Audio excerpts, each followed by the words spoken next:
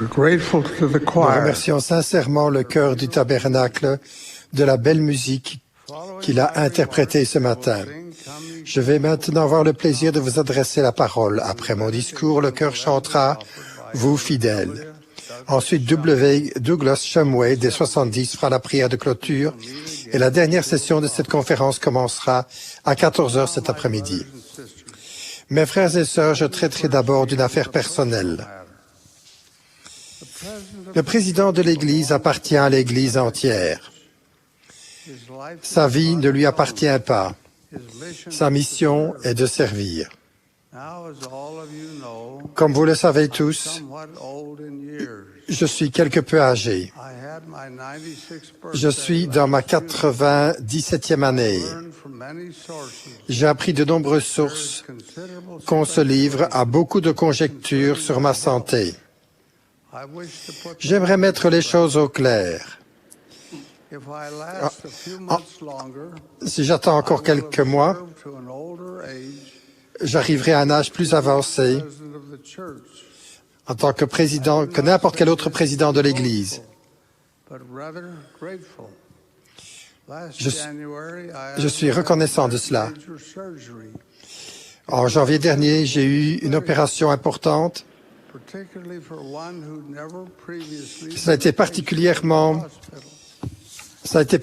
important pour quelqu'un qui n'avait jamais été hospitalisé. Après cela, la question était de savoir si je devais suivre d'autres traitements. J'ai choisi de le faire. Mes médecins ont dit que les résultats relevaient du miracle. Je sais que ces bons résultats sont dus à vos nombreuses prières pour moi. Je vous suis profondément reconnaissant. Le Seigneur m'a permis de vivre, je ne sais pas pour combien de temps encore, mais quelle que soit la durée, je continuerai de faire de mon mieux pour accomplir la tâche présente. Il n'est pas facile de présider une Église si grande et si complexe. Il n'y a rien qui échappe à la première présidence. Aucune grande décision n'est prise. Aucune dépense de fonds n'est faite sans son accord. La responsabilité et le stress sont grands. Mais nous continuerons tant que le Seigneur le voudra. Nous sommes entre ses mains. Sa volonté est notre volonté. Lorsque viendra l'heure de la succession, la transition se fera en douceur et sera conforme à sa volonté, la volonté de celui dont c'est l'Église. Ainsi, nous allons de l'avant avec foi. Et c'est justement le thème dont j'aimerais discuter ce matin.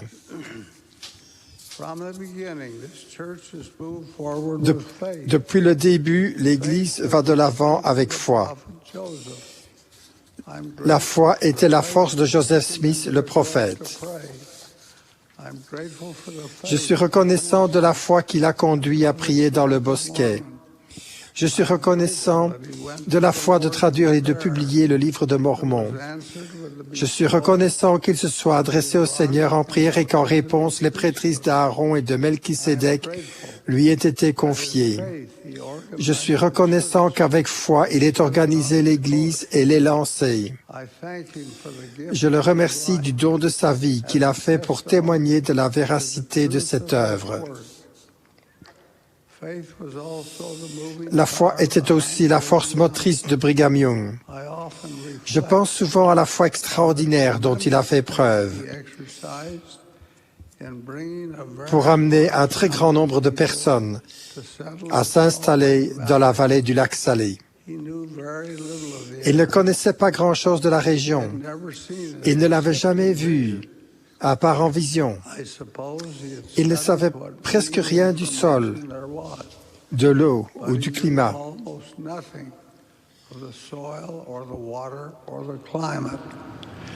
Et pourtant, quand il l'a vu, il a dit sans hésitation, « C'est là,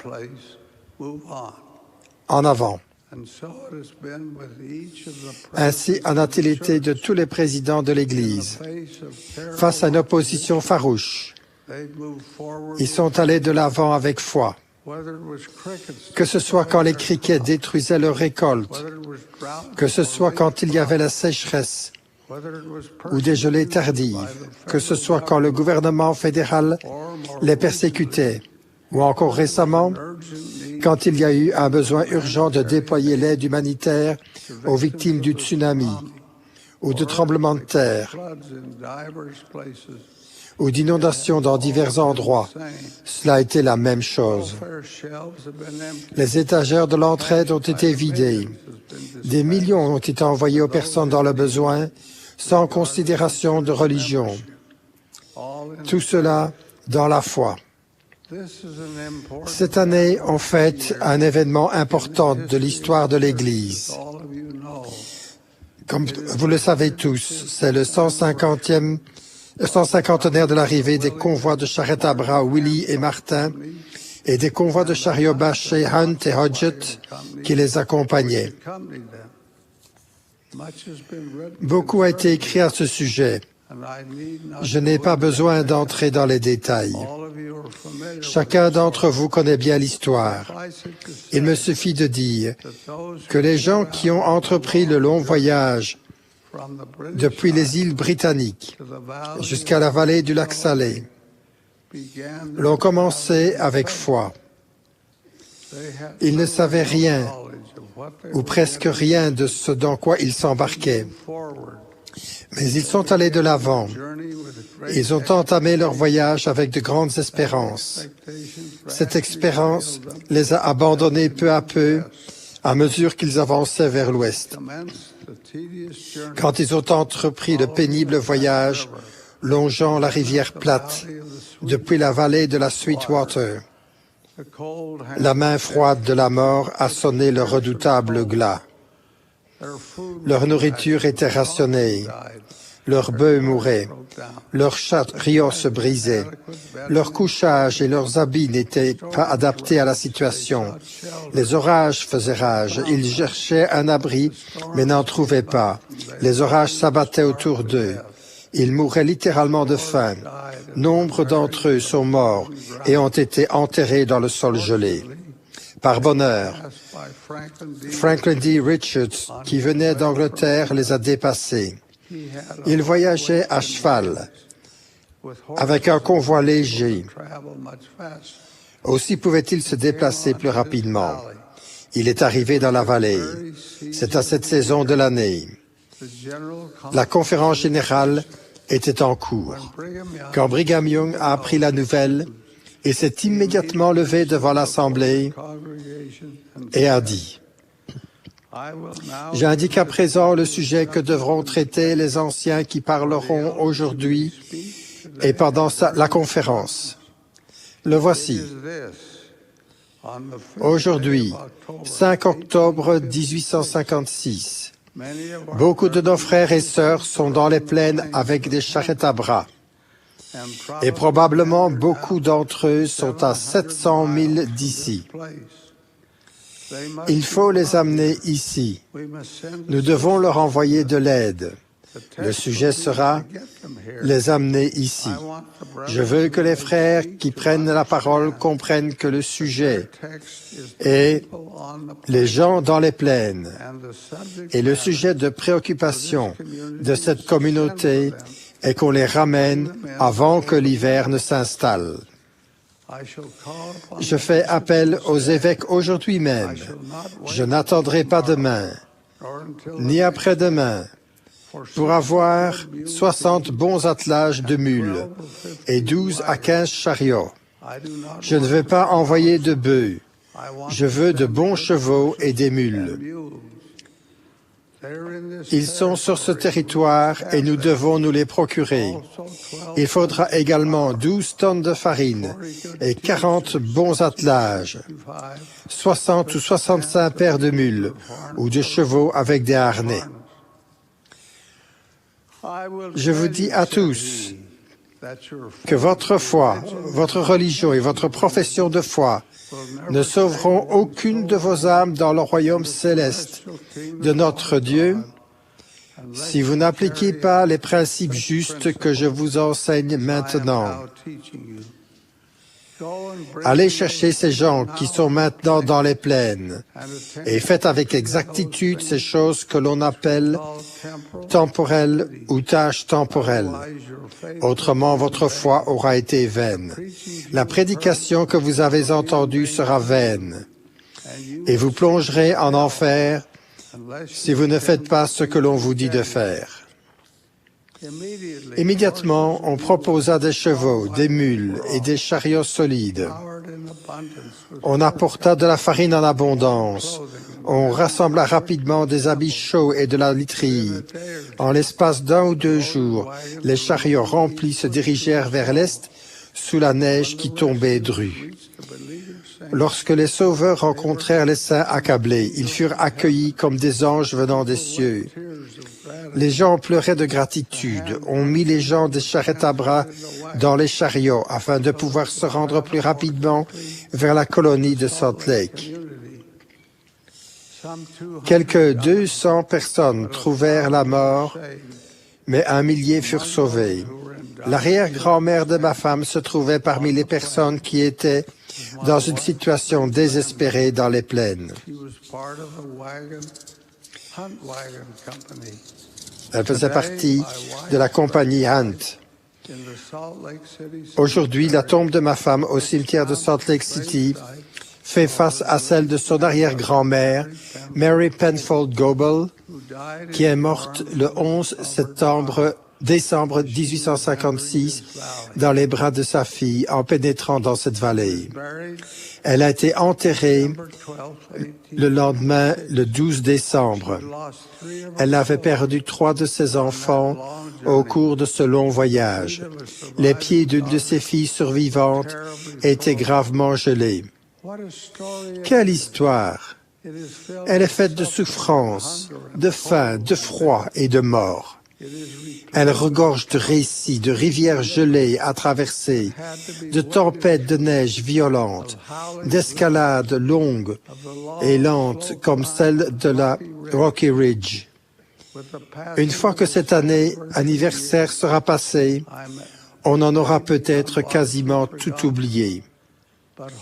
Mais j'espère qu'on la racontera encore et encore, afin de rappeler aux générations futures la souffrance et la foi des gens qui nous ont précédés. Leur foi est notre patrimoine. Leur foi nous rappelle le prix qu'ils ont payé pour le confort dont nous jouissons. Toutefois, la foi ne se manifeste pas uniquement par des événements héroïques tels que l'arrivée des pionniers des charrettes à bras. Elle se manifeste également par de petits événements, mais qui ont néanmoins leur importance. Je vais vous parler de l'un d'eux. Lorsque le temple de Manti en Utah était en construction, il y a quelques 120 ans, George Francis Paxman était charpentier finisseur. Avec Martha, sa jeune femme, ils avaient un enfant et en attendaient un autre. Alors qu'il accrochait une des lourdes portes de l'aile est du temple, George a eu une hernie étranglée. Il souffrait terriblement. Martha l'a mis dans un chariot, l'a amené à la ville de Néphi, où elle l'a mis dans un train en direction de Provo. Il y est mort. Elle s'est retrouvée veuve. Pendant 62 ans, elle s'est soutenue en faisant des travaux d'aiguille. Je me permets de m'écarter du récit pour dire que lorsque je me suis fiancé, j'ai donné à celle qui allait être ma femme une bague de diamants. Lorsque nous sommes mariés, je lui ai donné une alliance. Elle les a portées pendant des années.